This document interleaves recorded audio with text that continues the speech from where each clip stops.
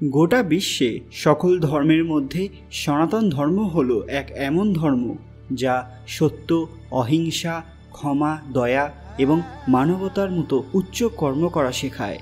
ইতিহাসে এরকম অনেক ঘটনার উল্লেখ আছে যেখানে হিন্দু ধর্মের ওপর আক্রমণ করা হয়েছিল। বিভিন্ন বহিরাগত শক্তির দ্বারা বারংবার ক্ষতিগ্রস্ত হয়েছে সনাতন ধর্ম। তারপরেও হিন্দু ধর্মের শিকড় আগের মতোই মজবুত রয়েছে, যা কোনোদিন মিটে যায়নি আর কোনোদিন মিটবেও না, কারণ এটা ভাগবত শাশ্বত ধর্ম, সর্বোপরি সত্যবাদিতার ধর্ম, যাকে কোনো মানুষ বানায়নি, বানিয়েছেন স্বয়ং ঈশ্বর।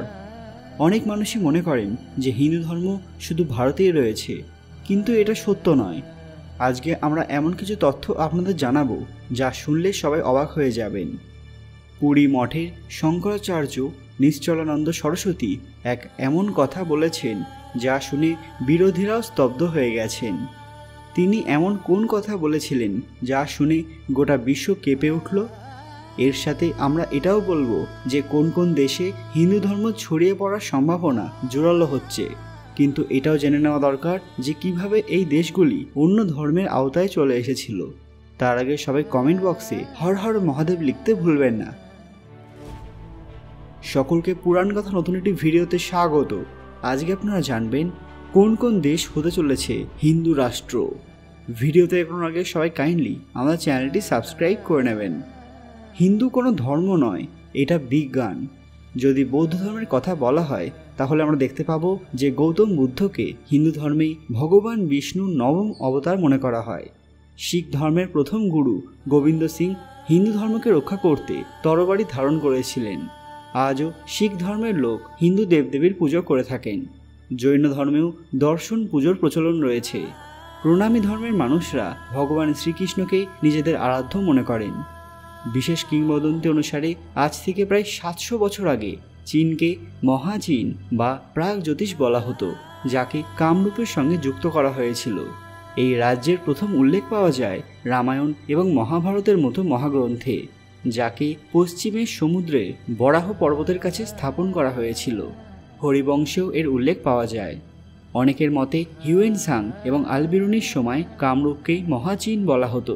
কালান্তরে এই জায়গা বিভাজিত হয়ে যায়। Singapore, Burma, Cambodia, Indonesia, Java, সুমাত্রার মতো জায়গা এর অংশ ছিল। এর যে জায়গাটি ভারতের মধ্যে থেকে গিয়েছিল তাকেই আসাম বলা হয়। এখানকার বিভিন্ন জায়গায় তথা চীনের বেশিরভাগ অংশে আজও বৌদ্ধ ধর্মকেই প্রধান ধর্ম মনে করা হয়। ইন্দোনেশিয়া মূলত এক ইসলাম রাষ্ট্র, কিন্তু আজও এখানকার সংস্কৃতির মধ্যে হিন্দুত্বের ছাপ দেখা যায়। গৌতম বুদ্ধ কোনো নতুন নিয়ম শুরু করেননি, প্রাচীন নিয়মকেই সবার মধ্যে ছড়িয়ে দিয়েছিলেন, যে কারণে বৌদ্ধ ধর্ম অনেকটা হিন্দু ধর্মের মতনই। এই দৃষ্টিতে দেখলে পৃথিবীতে অনেকগুলি হিন্দু দেশ রয়েছে, যা হলো Nepal, Vietnam, Thailand, Cambodia, Bhutan, Myanmar, Sri Lanka, Tibet, Laos, Taiwan এবং সর্বোপরি ভারত। পুরীর অন্যতম প্রধান ব্যক্তিত্ব শঙ্করাচার্য স্বামী নিশ্চলানন্দ সরস্বতী দাবি করেছেন যে ভারত শীঘ্রই একটি হিন্দু রাষ্ট্রে পরিণত হবে। তার মতে দেশে যা ঘটছে তা থেকে বলা যায় আগামী 3.5 বছরের মধ্যেই ভারত হিন্দু রাষ্ট্র হবে। তবে তিনি এটাও বলেছেন যে দেশে বসবাসকারী অন্য ধর্মের মানুষদের বাইরে পাঠানো হবে না বা তাদের ধর্ম পরিবর্তনও করা হবে না। তারাও শান্তির সঙ্গেই বসবাস করবেন এই দেশে। তিনি নাকি এমনটাও জানিয়েছেন যে বেশ কিছু দেশ ভারতের জন্য অপেক্ষা করে আছে। যদি ভারত নিজেকে হিন্দু রাষ্ট্র ঘোষণা করে তাহলে তারাও একই পথে নামবে।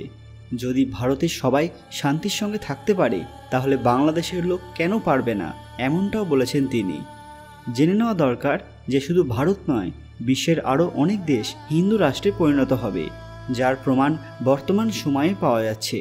চীন, কানাডা, মরিশাস, থাইল্যান্ডের মতো জায়গায় হিন্দু ধর্মের বিস্তার ঘটেছে। কিভাবে আসুন দেখে নিই। গণেশ উৎসব ভারতের একটি সর্ববৃহৎ উৎসব। এই সময় সুবিশাল সব গণেশ প্রতিমা দেখতে পাওয়া যায়, তার সঙ্গে মানুষের ভিড় চোখে পড়ার মতো। প্রথমবার শুনে মনে হবে যে সবচেয়ে উঁচু গণেশ প্রতিমা ভারতেই হবে, কিন্তু না। ভারত, নেপাল, কম্বোডিয়া ছাড়া আর কোন জায়গা গণেশজির ওপর এতটা শ্রদ্ধা রাখেন? 13 তলা বিল্ডিংয়ের সমান বা 131 ফিট উঁচু এই গণেশ প্রতিমা স্থাপন করা হয়েছে থাইল্যান্ডের মাটিতে। থাইল্যান্ডের ক্লং খোয়াং শহরে স্থাপিত হয়েছে এই মূর্তি। এই প্রতিমাকে দেখে মনে হয় যেন অনেক বছর পুরনো, কিন্তু আপনি জানলে অবাক হবেন যে এটা শতাব্দী প্রাচীন নয়। এই মূর্তিটি ভালোভাবে লক্ষ্য করলে দেখা যায় যে তার মাথায় একটি পদ্মফুল এবং তার মাঝখানে ওম তৈরি করা হয়েছে। এই মূর্তিসহ পুরো পার্কটি তৈরি করতে প্রায় 4 বছর সময় লেগেছিল।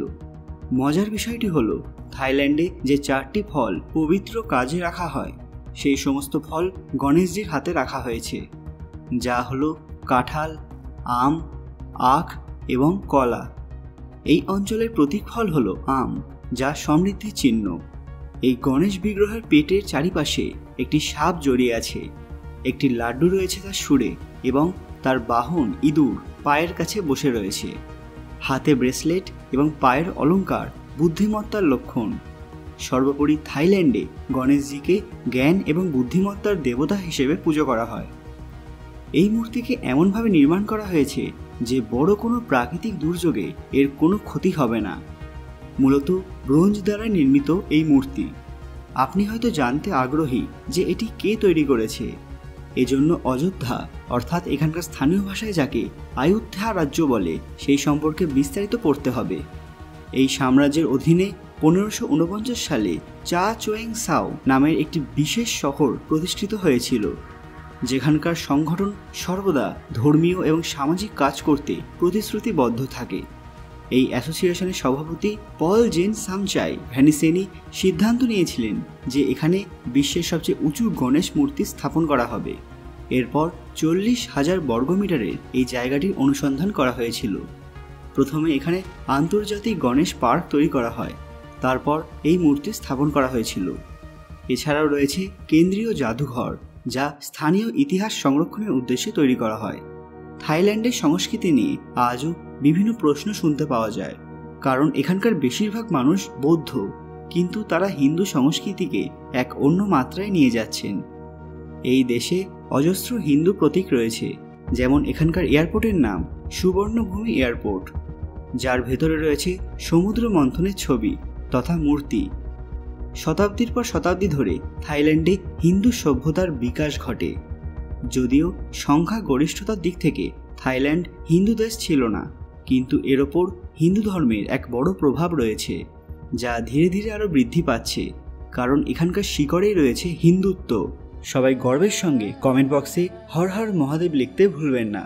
আজকের ভিডিওটি অবশ্যই লাইক করবেন এবং সবার সাথে শেয়ার করবেন, যাতে প্রত্যেক মানুষ এই দরকারি ভিডিওটি দেখতে পারেন। আরও এরকম অজানা তথ্য পেতে পুরাণ কথা অফিসিয়াল চ্যানেলটি মনে করে সাবস্ক্রাইব করে নেবেন। আপনারা যদি হিন্দু ধর্মের ভবিষ্যৎ সম্পর্কে আরও জানতে চান, সেটা আমাদের কমেন্টে জানান। খুব তাড়াতাড়ি ফিরে আসবো নতুন একটি দরকারি ভিডিও নিয়ে। ততক্ষণ আপনারা এই ভিডিওগুলি দেখতে পারেন। ধন্যবাদ।